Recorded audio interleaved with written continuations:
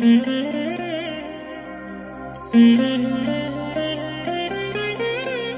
దినం పరము నుండి దిగివచ్చు మాట.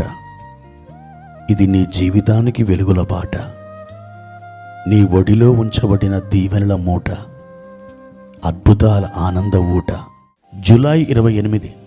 సంవత్సరమంతా మీరు బైబిల్ చదివి ముగించడానికి ఈరోజు మీరు చదవలసిన లేఖన భాగము ఉదయం 46, 47, 48 కీర్తనలు, సాయంత్రం అపోస్తుల కార్యములు 28వ అధ్యాయము. ప్రియమైన దేవుని బిడ్డలారా, ప్రభు యొక్క కృప ఈ దినమున మీకు సమృద్ధిగా తోడుగా ఉండునుగాక. మోషేతో దేవుడు చెప్పాడు, నా సన్నిధి నీకు తోడుగా వచ్చును. ఈ వాగ్దానం ప్రకారం ప్రభు ఈ రోజంతా కూడా తన సన్నిధిని మీకు తోడుగా ఉంచునుగాక. ప్రియ దేవుని బిడ్డలారా, ఎలా ఉన్నారు? బాగున్నారు కాదు? ఆయన యొక్క ప్రేమ, ఆయన కనికరం, ఆయన జాలి మీ ఎడల సమృద్ధిగా కుమ్మరించబడుతుంది. మీరు ఆయనకి అత్యంత ప్రియమైన పిల్లలుగా ఉన్నారు. మీరు ఆయన పిల్లలుగా ఉన్నప్పుడు ఆయనలోని సమస్తం అది మీ సమస్తముగా మారుతుంది. ఈరోజు ప్రభువారు మనకిచ్చినటువంటి వాక్య భాగాన్ని చదువుకుందాం. ఫిలిప్పీలకు రాసిన పత్రిక 4వ అధ్యాయము 19వ వచనం. కాగా దేవుడు తన ఐశ్వర్యము చొప్పున క్రీస్తు యేసునందు మహిమలో మీ ప్రతి అవసరమును తీర్చును. ప్రియమైన దేవుని బిడ్డలారా, ఈ దినాల్లో ఎన్నో అవసరాలు మిమ్మల్ని చుట్టుముడుతున్నాయి కదూ. నా అక్కరలు, నా అవసరాలు ఎలా తీరుతాయి? ఎవరు తీరుస్తారు? ఈ పరిస్థితి నుండి నేను బయటపడేది ఎలా? నాకు ఎవరు తోడుగా వస్తారు?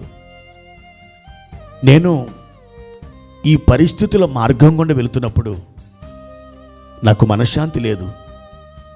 నా మనసంతా ఆందోళనగా మోగరోధన చేస్తూ ఉంది.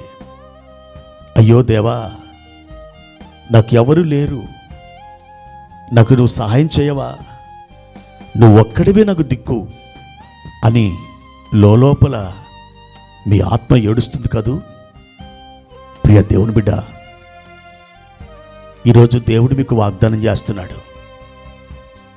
నా ప్రియ బిడ్డ, నా ఐశ్వర్యము చొప్పున నా మహిమలో మీ ప్రతి అవసరమును నేను తీర్చబోతున్నాను. మీరేమిటో నాకు తెలుసు, మీ ఆలోచన ఏమిటో నాకు తెలుసు, మీ అవసరాలు ఏమిటో నాకు తెలుసు, దేని కొరకు మీరు ఎదురు చూస్తున్నారో నాకు తెలుసు, మీరు దేని విషయమై ఆయాసపడుతున్నారో అది కూడా నాకు తెలుసు. నా బిడ్డ, నీవు భయపడకుము, నువ్వు దిగులు పడకుము. నీతి అనే నా దక్షిణ హస్తముతో నిన్ను ఆదుకొందును. ఇట్టి శ్రేష్టమైన వాగ్దానాల్ని ఈ ఉదయకాలం ప్రభు నీతో చేస్తున్నారు. అందుకని ఈ వాగ్దానాలని నీ హృదయములోకి స్వీకరించి ధైర్యం తెచ్చుకో. ప్రభువును బట్టి నిరీక్షణ కలిగి ఉండు. తప్పకుండా తన వాగ్దానాలు నీ పట్ల ఆయన నెరవేర్చి తీరుతాడు. తన ఐశ్వర్యము చొప్పున క్రీస్తు యేసునందు మహిమలో, ఏదో పలాని అవసరం అని చెప్పట్లేదు, మీ ప్రతి అవసరమును ఆయన తీర్చును అని ఇక్కడ పరిశుద్ధాత్ముడు సెలవిస్తున్నాడు. నా ప్రియమైన దేవుని బిడ్డలారా, మీరు కలవరపడుతున్నారా? ఇదిగో ఈ వాగ్దానం తీసుకోండి. ఈ వాగ్దానాన్ని గట్టిగా పట్టుకోండి. ఈ వాగ్దానం మీద విశ్వాసంతో ప్రార్థనలో పొదగండి. తప్పకుండా కోడి తన గుడ్డుని పొదిగినప్పుడు ఆ గుడ్డు లోపల తనలాంటి డిజైన్, తనలాంటి రూపం ఏ విధంగా అది రూపుదిద్దబడుతుందో, నీలో కూడా ఒక అద్భుతమైన కార్యం రూపుదిద్దబడుతుంది. అది పొదగబడుతుంది, అనగా గర్భం ధరించబడుతుంది. దాని కాలం వచ్చినప్పుడు ఒక తల్లి బిడ్డకు జన్మనిచ్చిన రీతిగా నీ జీవితంలో కూడా ఒక అద్భుతానికి నువ్వు జన్మనివ్వబోతున్నావు. ఆ వాగ్దానాన్ని నువ్వు పొదిగినట్లయితే ఈ అద్భుతమైన కార్యం నీకు జరిగి తీరుతుంది. నా ప్రియమైన దేవుని బిడ్డలారా, ఫిలిప్పీ 4:19 ఈరోజే కాదు, మీ జీవితకాలం అంతయు ఆయన మీకు ఇస్తున్నటువంటి లైఫ్ టైం ప్రామిస్. ఈ వాగ్దానాన్ని మీరు పొందుకొని ప్రభు సన్నిధిలో పెనుగులాడండి. యబ్బోకు రేవు దగ్గర యాకోబు ఏ విధంగా పెనుగులాడి ప్రార్థన చేశాడో, ఉదయకాలం ఇశ్రాయేలు అనే ఒక ఆశీర్వాదకరమైన నామాన్ని, ఒక దీవెనని ఏ విధంగా స్వతంత్రించుకున్నాడో మీరును ఆ విధంగా ముందుకు సాగి వెళ్ళండి. ప్రభు కృప మీకు తోడైనుగాక. ప్రార్థన. ప్రియమైన తండ్రి, మీ ఘనమైన నామాన్ని కొందనాలు.